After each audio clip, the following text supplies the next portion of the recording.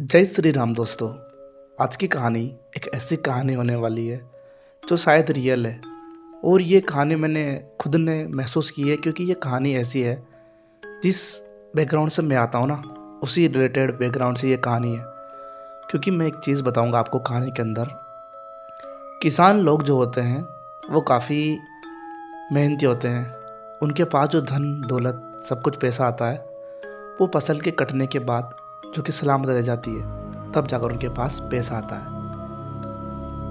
3 लड़कियां थी जो ट्रिप पर कहीं घूमने जा रही थी।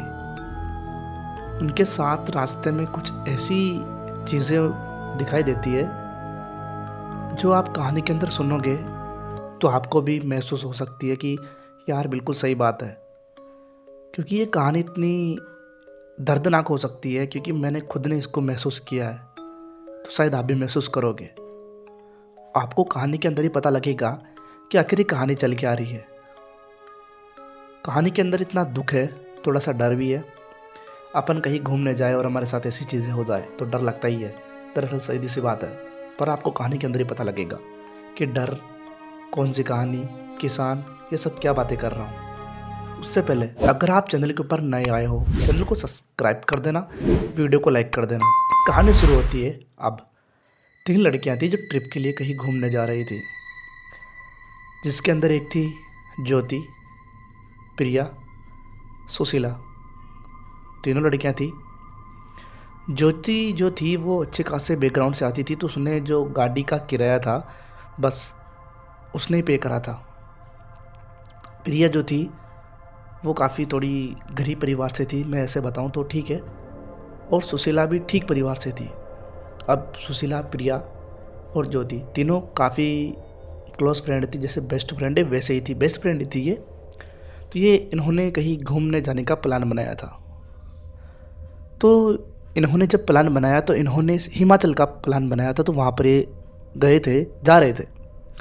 हिमाचल का नाम सुनते ही किसको अच्छे से चीज़ें याद आती है सभी को, जैसे कि वहाँ का कल्चर, वहाँ की पहाड़, वहाँ के अच्छे से नज़ारे, ये सब कुछ हमको याद आता है। अब इन्होंने बस के अंदर सफ़र करना तय कर दिया था।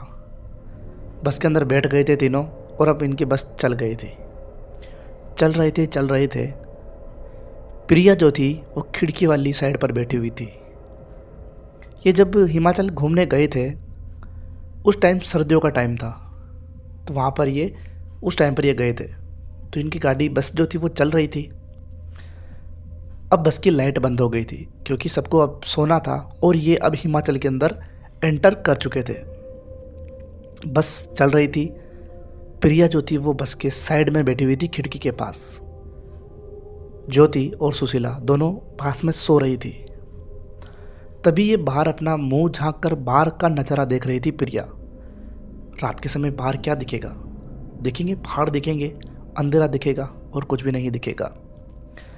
तभी इनको, जो प्रिया थी उसको दिखाई देता है कि सड़क के पास एक बूढ़ा सा आदमी, एक बूढ़ी महिला और उसका एक बच्चा, तीनों सड़क के किनारे चल रहे हैं। और रात के करीब 2 बज रहे हैं इस टाइम पर। कौन सर्दियों के टाइम पर, दिसंबर की सर्दी के अंदर कौन ऐसे बाहर घूमेगा? ऐसा नहीं है कि कोई घूमने गया है, नहीं। वो जो आदमी था उसने ऊपर एक बनियान पहन रखी थी बस, और नीचे धोती पहन रखी थी। महिला ने इतने पुराने कपड़े पहन रखे थे, सिर्फ ऊपर लुगड़ी थी। और बच्चे ने नेकर और एक टी शर्ट पहन रखी थी। उसको लगा यार इतने टाइम, इतने रात को ये कैसे, मतलब इनको सर्दी नहीं लग रही क्या? और ये है कौन? उसको लगा यार होंगे यहाँ के लोकल, मेरे को क्या। वो बैठ जाती है। वो गाने सुन रही थी हेडफोन लगाकर। करीब 25 मिनट बीत गई थी इस बात को। फिर उसने फिर से बाहर झांक कर देखा, तो बस के आगे 3 आदमी चल रहे थे, एक महिला, एक बूढ़ा सा आदमी और एक बच्चा। जब प्रिया ने गौर करके देखा तो वो तीनों वही थे जो भी इसने पीछे देखा था। अब प्रिया के होश उड़ गए थे, क्योंकि ये जो पैदल चल रहे थे ये बस से आगे कैसे निकल सकते हैं? और यहाँ आसपास कोई शॉर्टकट भी नहीं था। मैंने देखा है पूरे रास्ते के अंदर कोई रास्ता मिल ही नहीं रहा था। तो ये आखिर आ कैसे सकते हैं यहाँ पर पहले? वो टेंशन में आ जाती है। वो ज्योति को और सुशीला को उठाती है कि उठो उठो यार, मैंने ऐसा नज़ारा देखा, ये फिर ऐसे करके वो बातें बताने लगी। ज्योति कहती है तू पागल हो रही है क्या, क्या बात कर रही है, होंगे कोई यहाँ के लोकल, कोई शॉर्टकट होगा, तो पागल है क्या, क्यों उठा रही है हमको, पागल कहेंगी, ऐसे करके ज्योति उसको डांट देती है। अब वो चिढ़कर आगे चली जाती है कि इन्होंने मेरी बात का बिलीव नहीं करा, मैं क्या मजाक कर रही हूँ क्या, मैंने सब कुछ देखा है रियल। वो उठकर आगे चली जाती है, आगे जाकर बैठ जाती है। अब सर्दियों के टाइम पर बस को रुकना भी होता है। एक ढाबे के पास बस रुकी और बस रुकते ही उनको खाना वाना खाना था, कोई को फ्रेश होना था, कोई को टॉयलेट जाना था, ऐसे करके वहाँ पे रुकना था। तो वो रुक गए बस, और बस का पूरे पैसेंजर जो थे वो शांति से रुक गए। प्रिया भी उतरी, उनके दोस्त भी उतरे।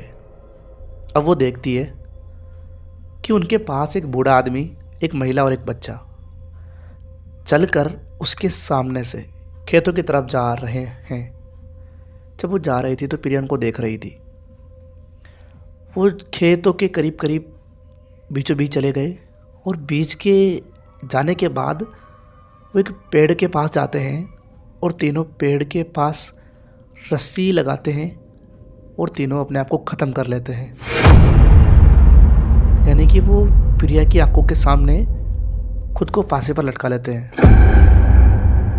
ये जब नज़ारा प्रिया ने देखा तो प्रिया जोर से चिल्लाई। पूरे बस के जो बैठे हुए थे पैसेंजर वो सब परेशान हो गए कि ये क्यों चिल्ला एकदम ऐसा, इसने क्या देखा। वो बताने लगी हड़बड़ाहट में कि मैंने ये देखा, वो वहाँ पर कोई मरा है, जल्दी वहाँ मेरे पास चलो चलो, ऐसे करके वो बताने लगी। लोगों को उस पेड़ के पास कुछ भी दिखाई नहीं दे रहा था। तभी जो ढाबे के पास जो रहता था उसने कहा कि मैडम आप घबराइए मत, ये जो आपने देखा ये बिल्कुल रियल है, और ये आपने नहीं, कई लोगों ने फेस करी है ऐसी घटना। मैं आपको बताता हूँ कि आखिर हुआ क्या था यहाँ पर। ये जो आप सामने का खेत देख रहे हो ना, ये एक बूढ़े आदमी का था, जिसके घर उसकी पत्नी और उसका बेटा था। अच्छी खासी फसल थी, एकदम से बारिश के आने से फसल बर्बाद हो गई। और बड़ी दिक्कत ये थी कि इनके ऊपर बहुत सारा कर्ज लगा हुआ था, कर्ज था इनके ऊपर। इनके पास जो साधन था कमाई का वो ये फसल थी। अब फसल तो बर्बाद हो चुकी थी, कर्जा था। इसी के चलते इसने अपनी पत्नी को, इसके बेटे को इस पेड़ से लटकाकर तीनों मर गए। और जब ये मरे तो इनका अंतिम संस्कार भी शायद नहीं किया गया रीति रिवाज से। तो ये आज की बात नहीं है, करीब करीब यहाँ पर कई लोगों को ये दिखाई दे चुके हैं। और ये जो लोग हैं ये किसी को नुकसान नहीं पहुँचाते मैम साहब, ये अपने रास्ते से आते हैं और अपने खेत के पास जाते हैं और ख़ुद को ख़त्म कर लेते हैं। ये कहानी हिमाचल की है। आप इस कहानी के बारे में क्या सोचते हो, आप बताना। वीडियो कैसी लगी, वीडियो अच्छी लगी हो तो वीडियो को लाइक कर देना, चैनल को सब्सक्राइब कर देना। मिलता हूँ आपसे अगली कहानी में, तब तक के लिए बाय बाय।